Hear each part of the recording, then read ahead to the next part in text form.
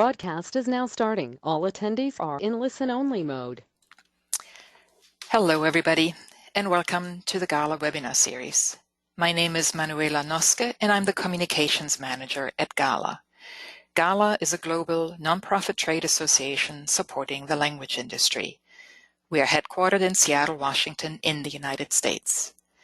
Today, we're going to have a panel discussion on the topic of blockchain, which has the provocative title of "Will Blockchain Technology and Cryptocurrencies Knock Down the Door and Invade the Language Industry?" We have 4 experts to discuss this question with our host, Robert Etches. But before we get there, we have a few housekeeping items to go over. First, we have muted everyone's lines to cut down on any background noise. If you experience any technical difficulties, you can let me know by using your chat box, and I will work with you to troubleshoot them. If you have a slow internet connection, your audio may be disrupted. If that happens, you can use the number listed on the GoToWebinar panel to call in using your own phone. We are making a recording of this presentation, and you will be able to find it following the presentation on GALA's global website. All participants will receive a link. If you have any questions for the panelists, type them into your chat box. If we get a meaty question, I will try to interrupt the discussion and pose it so we don't have to wait until the end of the panel discussion. However, that depends on a number of factors, including the type and nature of the question and my own ability to actually get a word into the discussion.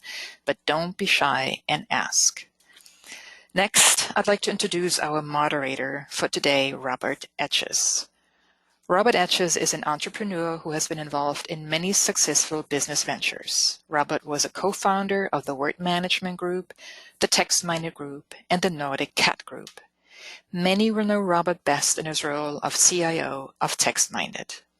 Robert is a sought-after industry speaker on the topic of innovation and change. He has also been active in the community, serving on the board of GALA for 4 years, 2 of those as chairman, and the board of LT-Innovate for another 4 years. His attention has recently been drawn to blockchain technology, which is the topic of today's webinar.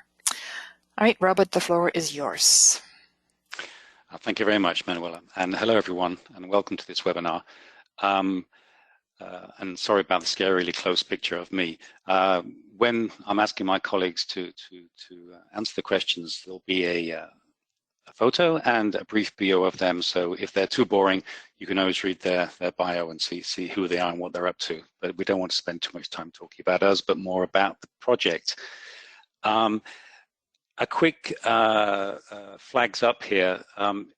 Everybody on the panel, myself including, work for Exfluency, a new startup project in the blockchain sector. This is not an advert for our project, and we will do everything we possibly can to keep the questions and the answers very generic. But obviously, we're biased. So if we talk too much about our project, I apologize already for that, but we will really consciously try to talk about the topic in general, which is blockchain and token economy. Okay. My favorite quote goes all the way back to February of this year, where I was attending an investor bank conference, where this professor, Peter Fisk, said, "There will be more change in the next 10 than during the last 250 years," which was quite a sort of radical thing to say. But on the other hand, he was also an old Caucasian like I am, so it was most probably quite a conservative statement. Now, this amount of change requires a huge amount of ability to embrace change, followed up by a lot of curiosity, a lot of creativity. 3 things: change, curiosity, and creativity, that I've often found lacking in our industry. But if anything like this rate of change is going to happen over the next decade, then we're going to need the ability to deal with it as never before. I believe, as many others believe, that blockchain will be one of the main drivers in this huge change to basically every aspect of society. And one of the reasons why is, as it says in the header here, this idea of restoring data to its rightful owners.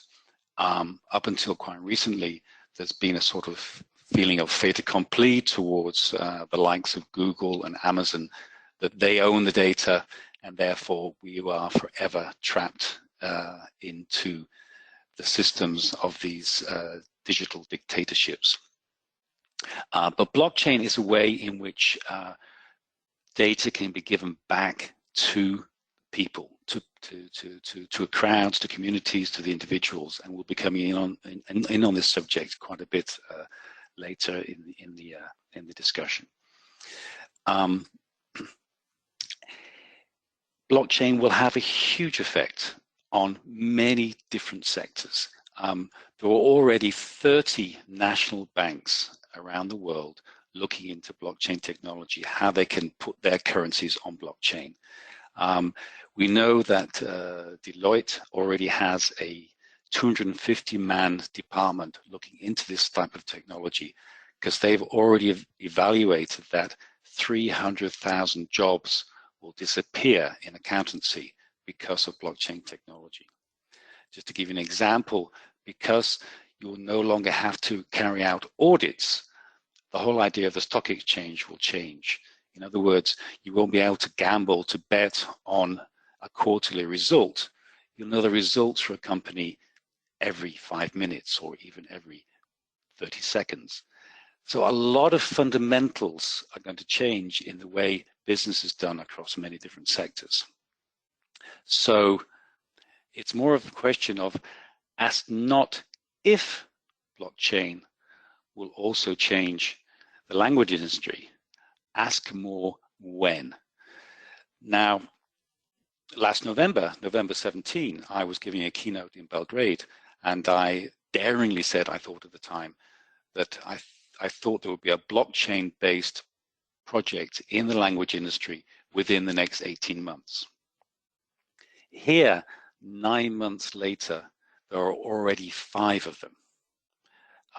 So there's not only a lot of talk and hype around the idea of blockchains and the token economy, but projects are actually already underway, and Exfluency is just one of 5. Now, why is this happening? One of the things we're looking at is, for example, as in many other industry sectors, the unsustainability of the current model. So again, if we look at our industry, we have a sector that generates about $50 billion worth of revenue this year, and yet we're only producing enough digital content to allow for less than 0.01% of the information in the world to be available in more than one language. There's very, very little multilingual content out there, and there's no way we can even push that to 1% using the current model. The current model is not sustainable. There has to be other ways of doing this, and blockchain is seen as perhaps the most obvious way of dealing with that. One of the other issues that we're looking at, and not just us, is the importance of clean data for neural machine translation engines. No amount of big data can make up for bad data. And again, blockchain and using the power of the community is seen as a way in which we can leverage clean data in a way that's not possible, hasn't been possible before now.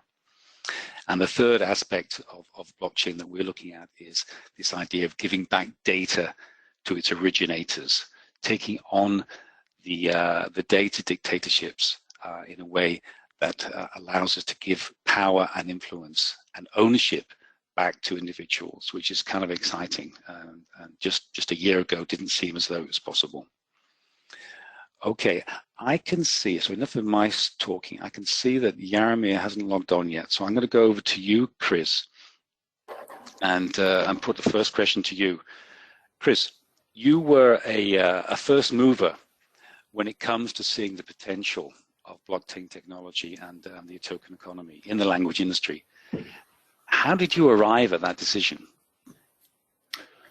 Hi everyone. Hi Rob. Let me answer this question, but before I do so, let me paint a little bit of a picture of our industry and innovation in our industry. So I deeply believe that our industry, just like any other big industry, like you have mentioned, $50 billion, depending on who does the math. Some say 30, some say 50. In any case, it's a big industry that is not immune to change and disruption. And I think it's been also growing really fast, 3 to 8%, again, depending on who does the numbers.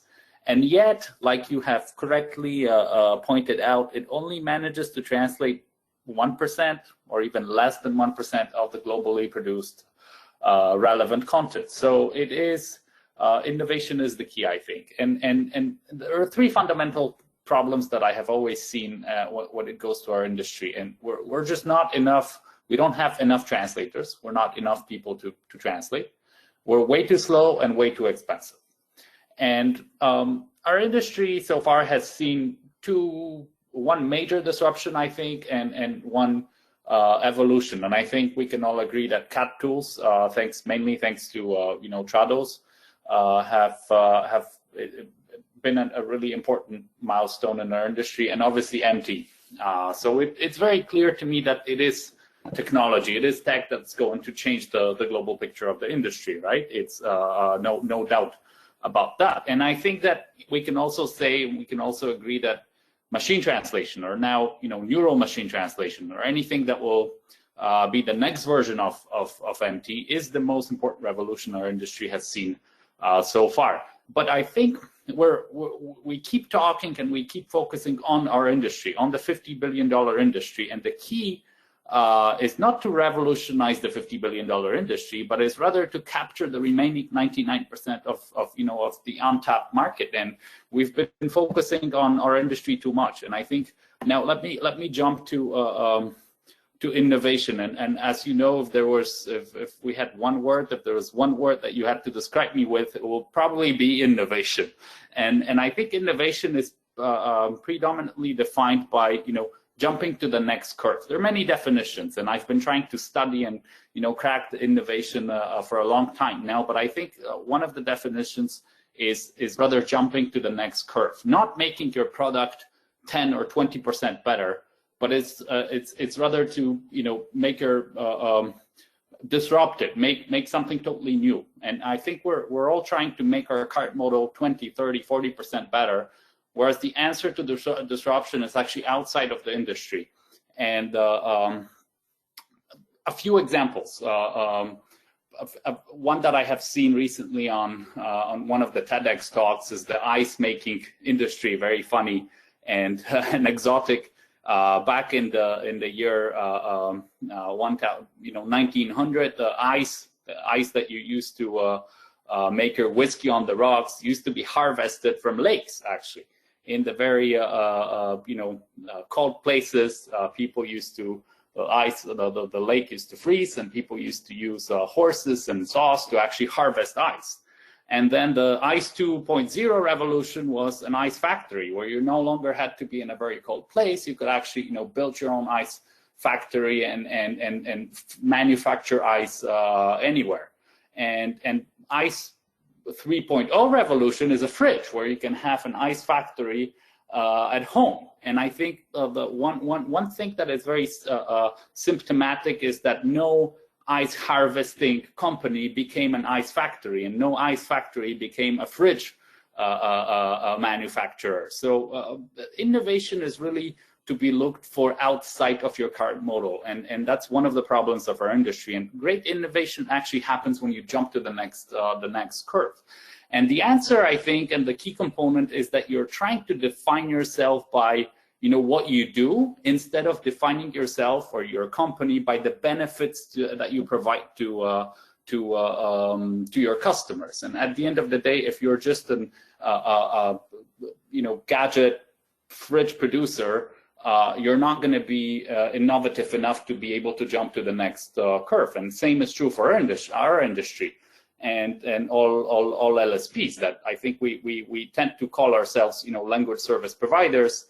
instead of calling ourselves companies that facilitate multilingual communication. And I was trying to start from there, and now, you know, the holy grail of our industry, or the innovation, or the key to disruption of our industry is, I think, to facilitate multilingual communication at, you know, a much lower price in a plug and play mode, as well as it's very important to address the issue of security and data ownership, and not just to be an LSP or to be a MT company, or, you know, a CAT company, CAT tool company. And I found that blockchain is the answer to all of the above. It addresses the issue of innovation, addresses the very definition of innovation, and it has the ability to tap the 99% of the market that is not addressed at the moment. And, you know, blockchain engages community of content owners to share data in a very transparent and secure manner, and thus, you know, one can build endless empty engines, or endless number of empty engines from very good quality. It allows for wealth distribution between people, rather than, you know, centralizing profit in very few pockets. Well, actually, our industry has been doing quite well on this note, because, as we all know, the top 10 companies only tap close to 10% of the market, which is rare. Blockchain allows for freelancers, for monolingual freelancers, to work on, you know, polishing translations, and all of a sudden we're not limited to 500,000 or 700,000 translators available out there that work in a speed of, you know, 200 to 2,500 or 3,500 words per day. But we have access to everyone who wants to make some money and is a domain expert in their own language. Blockchain enables trust. Finally, you don't need, and it's crazy when you think about it, because all of a sudden you don't need to trust your LSP to trust a freelancer to handle your file in a secure manner, right? If you think of the current model, it's crazy. We have to trust you as a customer. You have security being very important in our industry, a very traditional file handling process. You send something to an LSP and you trust these guys that they don't misuse your file. And then not only that, you trust that they trust their freelancers not to misuse your files and delete them after they get translated, as well as, you know, TM ownership, same thing. And blockchain is an answer to all these concerns. And I think, and this is, you know, trust is fundamental to doing any business. And I think, you know, all of these issues have made me gamble on blockchain, and I find the answer to all these concerns in blockchain. Does that answer the question? It wasn't bad. I could live with that. And yeah, yeah. This whole idea of trust is of course very central to blockchain, and the idea of it being a truth machine. You can't cheat, which is beautiful. And obviously this is putting huge pressure on industries like banks, where one scandal comes after the next.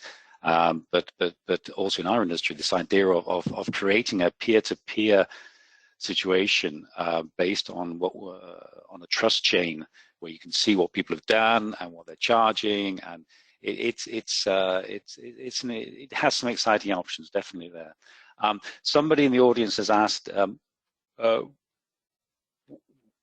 what is blockchain exactly? And that is the question I'll be putting to Jaromir when he gets on. He's still trying to log in. He's been at a conference in Warsaw, I think, and is just trying to log into the webinar. So we'll keep that one for later.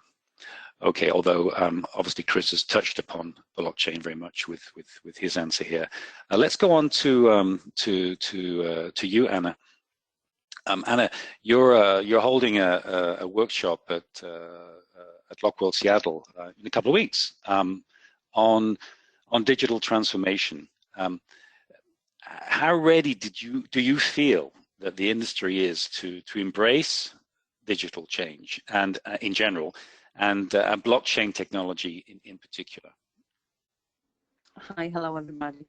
So in my opinion, the beauty of our industry was always is the fact that it was always open to new technologies. And in my opinion, same story will repeat with blockchain, right? From my perspective, being and I'm like active player in the industry over the last 15 years, both on LSP end as well as on technology, and I would say that I'm just 100% sure that data security will play essential role, and improvement will always be a priceless value in our industry. And as Chris already mentioned, blockchain has security in its DNA, right? So this value, it's priceless, and I think that's definitely needed in the industry. Just moving maybe a bit, from the helicopter view perspective in general, digital technologies and the ways we use them in our like both personal lives, work, and society basically have changed the face of business, and will continue to do it, right? And our industry is no different from others, right? We are operating on global market, so it will basically have impact on our industry as well. I would say, the tricky thing is that technology transformation is always moving faster than transformation in organizations. And so I would say that the real challenge, and it's not only for our industry, but basically, right, in the global business, the real challenge I see remain the same as it was with previous technologies transformation. So I would say it's transformation in organizations, right, whether they are ready or not to incorporate new technologies, and so-called, I would say, human factor, which especially in our industry, that it's really, that we have so many small, companies and players, it plays really essential, it's a really essential factor. So crucial when talking of technological change, I would say it's, basically, it's incorporation in like both organization transformation as well as in company's business model, right? So that it's basically that it's consistent, that it's holistic. It's estimated that currently, and it's not only in our industry, but basically within LSPs, LSPs do not use more than 50 up to 60% of functionality of the technologies that were bought by them and that were implemented and so on, right? So I would say that technology is always connected with organization readiness for its usage, basically, and take the advantage from technology, and that's the same for blockchain. But special thing about blockchain and our industries, and I will refer again to this what you, Rob, and Chris mentioned before, is security. So from the business model perspective, I would say, and the value proposition that is crucial, right, for our business to make business and and have satisfied clients. So from value proposition perspective, I would say that via blockchain usage, we can really empower security as a great value proposition for our clients and vendors, right? However, to use blockchain power, we really have to analyze and question the entire change that we would like to incorporate into our business, right? So just I would say, just to summarizing my answer to your question, I would revert the question and say that our industry actually has to be ready to blockchain, right? Because this is long term, it's the only way to empower data security. And I assume that Jaromir will touch this topic more from the technical perspective. But basically, yeah, I would answer that I'm not sure whether we are ready, but we have to be ready. So if we are not ready, we have to make our industry ready, because that's long term blockchain technology is the only answer for data security, which is basically essential value in our industry, as Chris and you mentioned before. Okay, thanks, Anna. And I can see Jaromir's joined. But Jaromir, before I put the question to you, I just have a question from our colleagues. I'd like to pass to you, Gert. The question is, are there so many issues with trust between LSPs and clients to necessitate blockchain?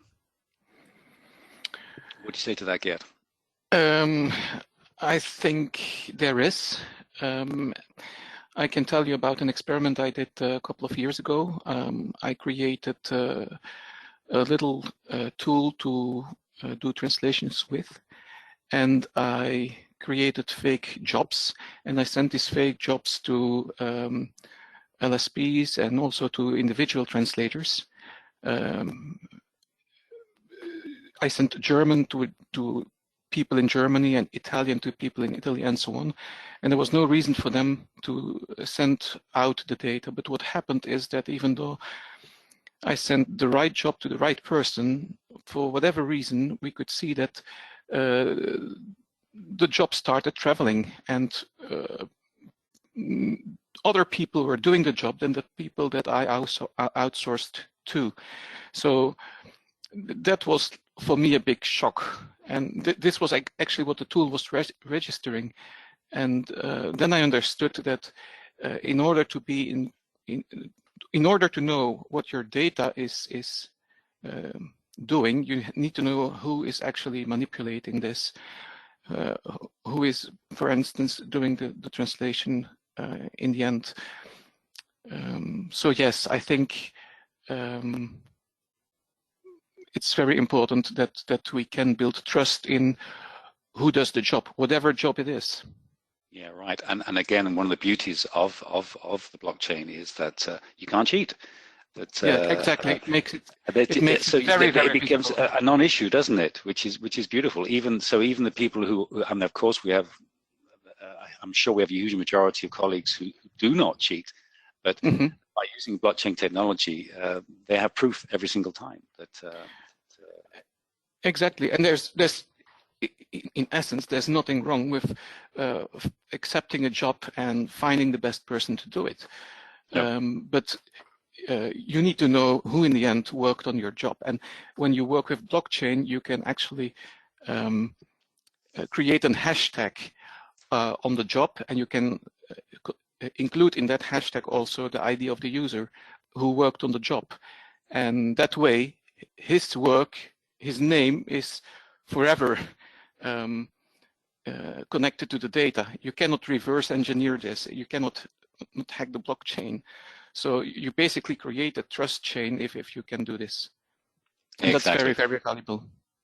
Yes, great, thanks. Right, Jaromir, finally you joined us. Thank you so much for that. Jaromir, you are, as the language industry outsider here on the panel, and the person who already has hands-on experience in blockchain sector, could you help us all by telling us quite simply, I mean, what is it? What is this blockchain, and what's all the fuss about? Why are we even talking about it? Why are we all here today, all these people? Right. Thank you guys for having me here tonight. And well, let's start from the beginning. I'm pretty sure that many of you have heard so far about blockchain, but in the context of the Bitcoin, right? Because that's the mainstream. Before you might thought that the Bitcoin was a blockchain because that's the media usually presented it. That's not completely true. Blockchain is a technology, while Bitcoin is a product, is a currency, is a tokenization, is a token built on the top of blockchain technology. So let's use analogy. Like cryptocurrency refers to the digital coin that runs on the blockchain. So the difference, the consequence is huge.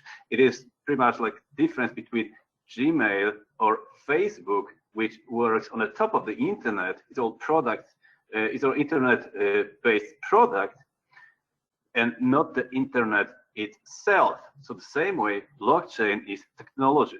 So what blockchain technology is about is it is a decentralized, with complete traceability and tracking of the usage, with all guarantees for safe, simple, and fast transaction. Because blockchain is decentralized, it lives on many servers, on many nodes, there is no single point of failure. So that's very important because we are talking about safety, security, and fast transactions here, so there's no single point of failure. What's more, blockchain also is an unalterable shared method to file histories of transactions. You have full transparency of transactions. So it's not only a distributed database, but also is a confirmation service for transfers that occurred in the past. So you've got all the records from the past. What's more, it is also a peer-to-peer network. So this is where community shows its strength, that for the transaction to happen in the blockchain system, members have to achieve consensus, to agree on something, to agree on a single version, the state of the ledger. So this is the way that blockchain can bring you a new quality to the game, and we will all benefit from the blockchain. What we can already observe, there are governments switching to blockchain technology because simply internet is not enough. So in fact, blockchain is almost seen as the new internet. It will basically take over. Can you see that it becoming the very basis of the internet of tomorrow? That's true in a way that it is a new internet, but only to the extent that it will never replace the internet technology, but it will fit into some precise scenarios. So it's not for any scenario. It will not replace your email system. It will not replace your Facebook. Well, who knows? But it could, yeah. Not, yeah. But it's not for everybody. It's not for all of the systems. However, there are some systems that deals with security, with data, with transparency, with community, with peer-to-peer, with also, first of all, massive amount of users across borders. And this is where blockchain will shine, and actually already is shining in some scenarios. Just a related question to that, Jaromir. You talked about peer-to-peer. I'm sure some of the people in the webinar have heard about smart contracts. What exactly is a smart contract in the blockchain sector? Yeah, so and how does that help everything? Yeah, smart contract in the context of blockchain is basically contract like old-fashioned traditional contract, but just digitalized between two or many parties that agrees to something. So smart contract in the context of blockchain says that not only the transaction has been made, but also it is confirmed, it is written in a way stone, written in stone, but in this case, not just one stone is written on stones all over the place, all over the world, and it's not, you can remove this contract. There are always traces for this contract. So once agreed, it will last forever. This is why you cannot alter the data of the blockchain. You cannot alter the data in a smart contract. Once it's done, it's done. So this is the great way to provide you a functionality for micro payments. So sorry there, but you're saying that these incredibly complex contracts, that they can deal with micropayments, with very small payments. Oh yeah, it can fit for multi-party micropayments, and it can fit for fast and secure transactions. Great, cool. Thanks, Jeremy. I will try and get back to you in a bit. Let's move on to you, Gert. In the beginning, in my introduction, I quoted the American investor, writer, and economist George Gilder as saying, "No amount of big data can make up for bad data." Now, you're an industry expert in cleaning data for NMT engines. Could you tell us first something about the importance of clean data for NMT, and then go on and tell us about how blockchain and a token economy will help us put together clean data, and at the same time not end up by giving it away to the data dictatorships such as Google and Amazon. Gerd. Okay, that's a lot of questions, Robert. That's a lot of questions. try to answer them. So first of all, clean data was always important, even with statistical machine translation. But in the early days of SMT, we did not fully understand how important it was. That insight came after we did a series of experiments with super clean translation memory data in a very narrow domain. We got extremely high BLUS scores, and more importantly, also the translators evaluating the translated documents from within that domain were so excited they preferred to get SMT output over TM output. But at that time, we were still not sure that SMT was stable, so we wanted to know how we could destabilize an SMT system. So we tried to make a very clean data set less clean, just by messing up the alignment of the data a bit, adding random, inappropriate terminology, changing word order, imperfect sentences, and so on. And it did not take a lot of messing up before the empty output was no longer producing even GIST level translations. So in retrospect, what we did intentionally was mess up the training data in a way that was very similar to what you will find as training data on the internet today. And that means the data that you find on the internet today, you have to clean it. Otherwise, you will learn wrong stuff to your NMT system. If you want to train an NMT engine and your data has small issues with alignment, or if it contains unedited empty output, the internet is full of that sort of data, you will simply create poor NMT systems with very powerful technology.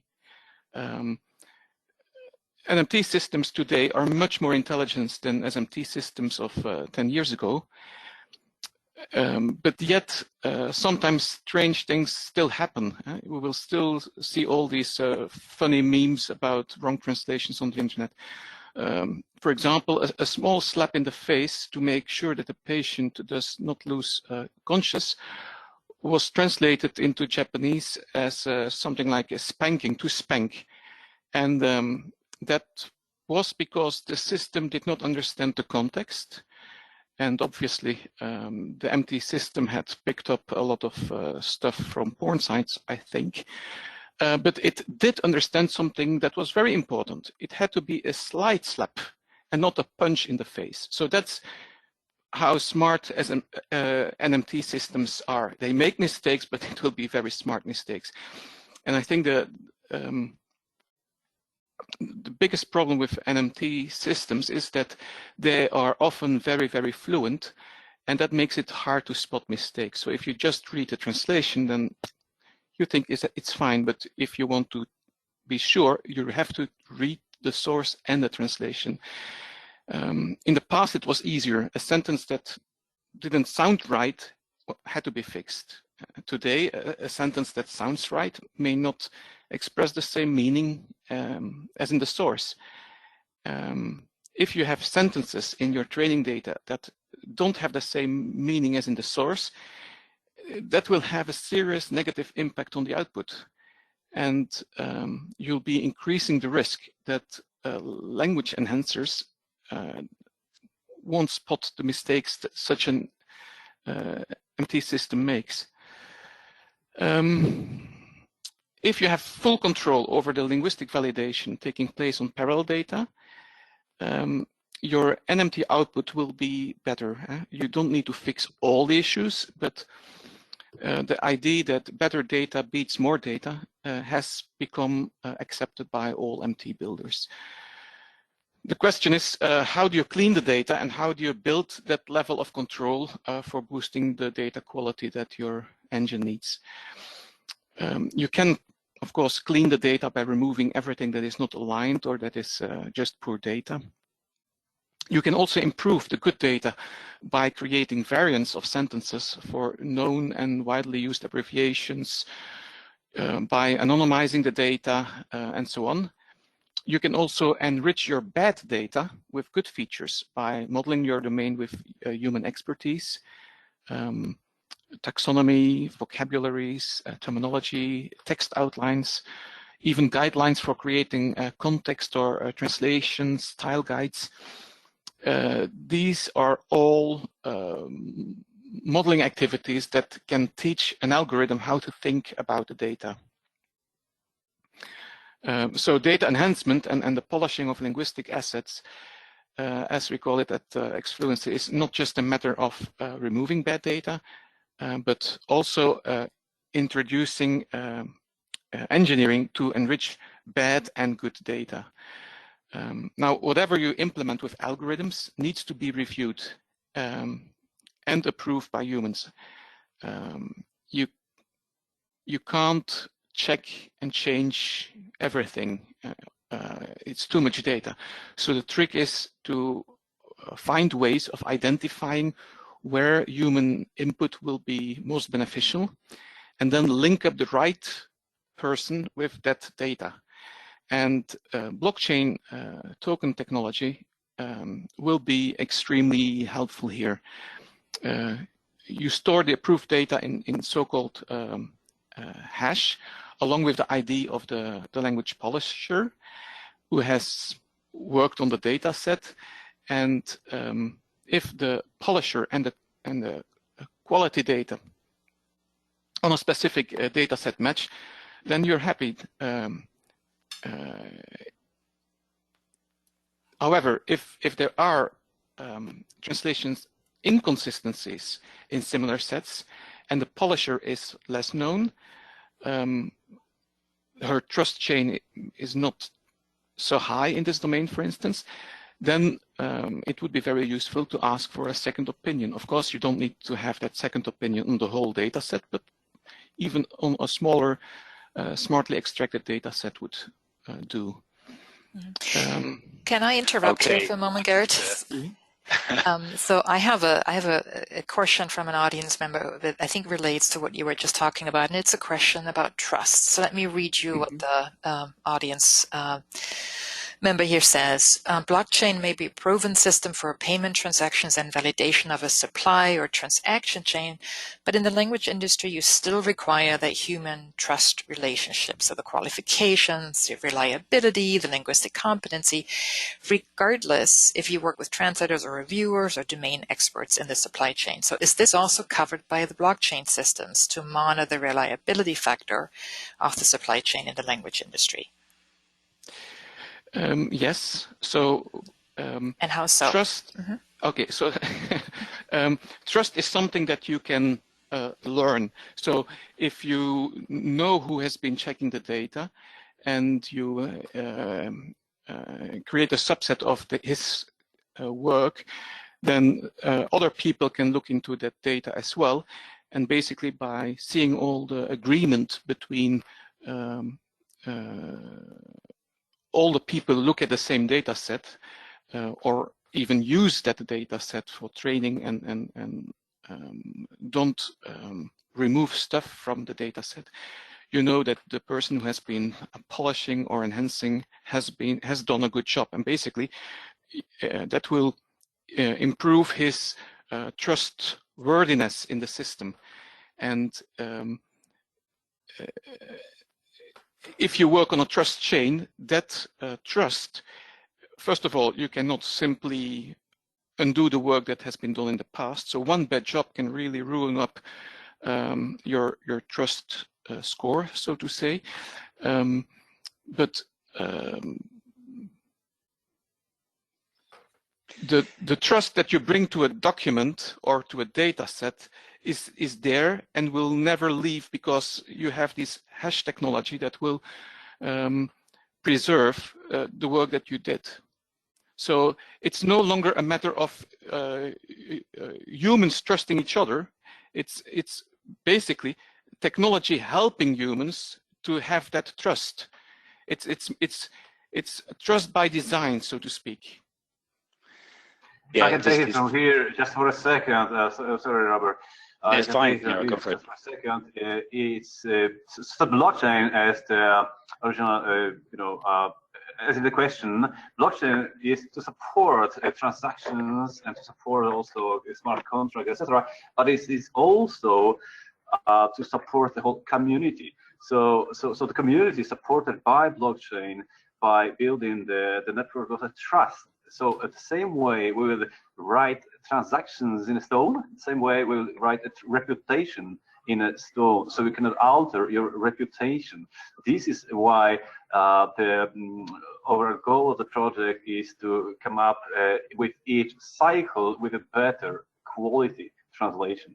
So same way as we trust into fast and secure transactions, same way we will trust in, we will build up the reputation. Exactly. Thanks very much, Yaro. There's a lot of stuff we could talk about with trust here, but I just want to get back to one of the central elements of blockchain and token economy, and that is the ICO concept. Chris, you were the one who introduced me to the heady world of initial coin offerings, or ICOs. Could you tell us all a bit about what these are and how the hell you dared gamble by investing so much in your own ICO? Yes, so I think it's very important to make the disclaimer that Jaromir has made loud and clear for you guys, that blockchain is not all about cryptocurrencies. Blockchain to cryptocurrencies is like internet to email. And cryptocurrencies actually exist because blockchain needs maintenance and computing power and fuel and whatever gas you call it. So crypto is just an incentive to provide this. So back to initial coin offerings, ICOs. So an ICO is basically a crypto equivalent of an IPO, initial public offering, where a company actually creates a company that operates within the blockchain space, creates its token or its currency and gives it away for money or for other assets like computing power. They call them miners or mining. We have all heard about the crypto miners that set up their computers and their systems at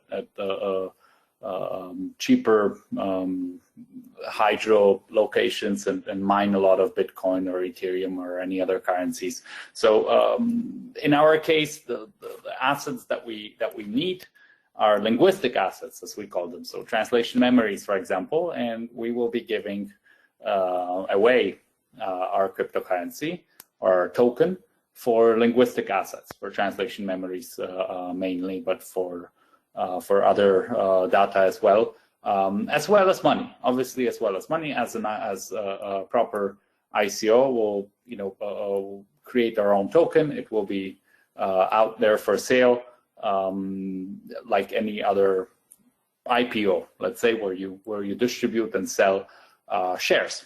So just some statistics. 2007, I have done a little research to show you the volumes of ICOs.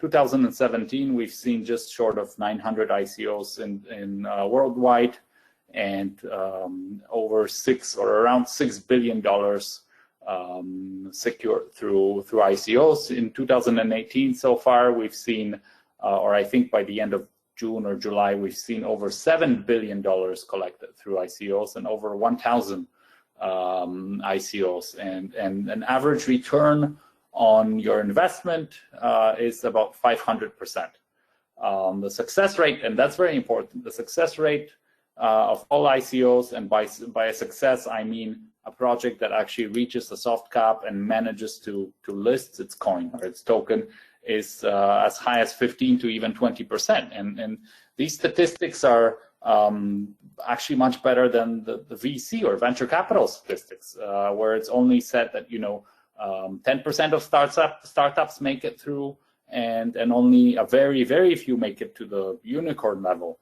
where ICOs have already made a few companies unicorns. If you think of Ethereum, for example, if you take into account their coin market cap.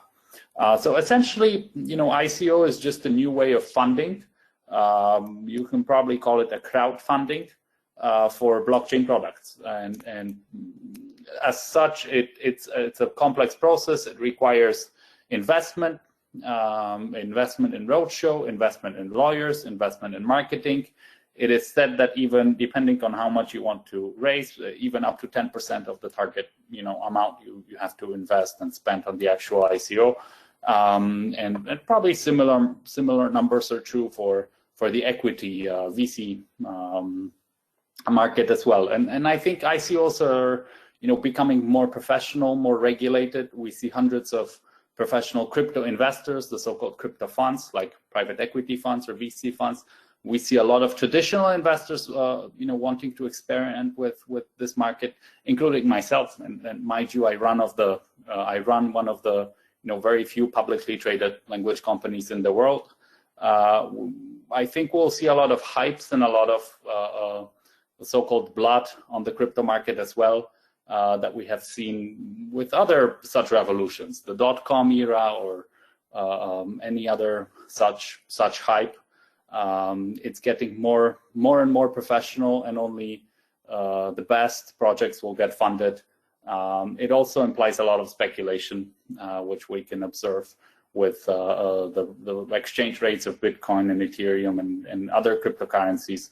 I think over 1,600 traded at the moment, fluctuate so much. And having invested and having been involved in a blockchain product, it's somehow natural for me to do an ICO as well, to fundraise and provide funding for the project. And I think we have a very solid business case. Our coin is or will be fundamentally connected with the success of our platform, which is always the tricky question, which any investor asks me. Just after they ask me if Google will take my and shut my business down, the second question is, what's the fundamental value of your coin, or of any coin for that matter? And I think that the so-called burn subscription model, which I strongly recommend for you guys to go and check out on Exfluency website and on the white paper that will be available very soon, is a very solid business case where you actually see the connection between the growth and the success of the platform and the value of the token. So I don't know if it's even legal, but I encourage you guys to go check our white paper very soon and invest in our ICO. If I do a little crypto advertisement here, I'll end with that. Okay. So yeah, the born salesman. Or I'll stop you there, Chris. But yeah, so basically, the short answer is, you're not crazy. This is not just a pie in the sky. This is very real. There's a lot of serious money being thrown at ICOs, and one of the reasons why we are already seeing a lot of traditional VC money going into the ICO sector is because investors can see a lot of innovation. This is where we started today with Chris's comment on innovation. A lot of innovation is happening in the blockchain segment, and that is attracting investors in a way that other sectors are not doing at the moment. We are running short of time, and I just wanted to follow up a little bit on a bit more specific on the language area. Unfortunately, Madhuri couldn't be with us today. She's ill. But when Exfluency is up and running, she will have a C-level position as our Director of Multilingual Rights. Now, we want to help those without a multilingual voice to gain one, and we want to make considerably more information available in languages understood by local populations. So this is like a completely new area where blockchain, we feel, in the language industry can make a difference. I think all of us, whether we've been in this industry for 2 or 20 years, have heard all about long-tail languages. I mean, basically, there are 6,900 long-tail languages where there is just not enough multilingual data available to create the engines and to create the scenarios for people to produce data in these languages. And they're not small languages. I mean, something like Mandinka with 13 million people in Senegal and Gambia, or Gujarati with 60 million speakers in around Mumbai and that area, or Marathalam, 10 million speakers in Kerala. There is hardly any data between these languages, And we think that we can promote both greater levels of human commerce, but also greater understandings between peoples through a token economy. In other words, where the current model, where I started today, is not sustainable, we think we can make, by offering tokens, by using a token economy to push to forward languages that do not have data at the moment, we can create a level of data and a quality of data using people like GET with their fantastic ability to clean data and leverage data to make more multilingual data available without breaking the bank. And this is one aspect of blockchain technology that makes it a really exciting fit for our industry to try and untie that Gordian knot of how can we say to companies, look, you don't just have to make do with 10 or 15 languages on your website. You can actually have 400. Wouldn't that be cool if we can do that? And drag along the world with it to make it a more exciting world, to make it a world that really communicates. Unfortunately, we run out of time. Manuela, I'm going to have to pass back to you. Thank you, everybody on the panel, for your time and your know-how. And I hope everybody who's been listening has got something at least out of this. And of course, yeah. Thank you, Robert. That is a fantastic goal that you're stating there at the end, and certainly one that I could sign on to. So thank you for your perspective on that, and to all of the panelists today for taking the time out to join us and to provide your perspective on the new blockchain technology. It's been really interesting to listen to you. And another big thank you to all of our participants for joining us in this webinar today. We would really appreciate it if you could take just a moment to give us your feedback on today's session using the post-event survey, which is quite short, but your perspectives help us to continue to refine our webinar program. And with that, I wish you all a good day or a good night, depending on where you are, and I look forward to seeing you at another GALA webinar soon. Thank you all, and good night.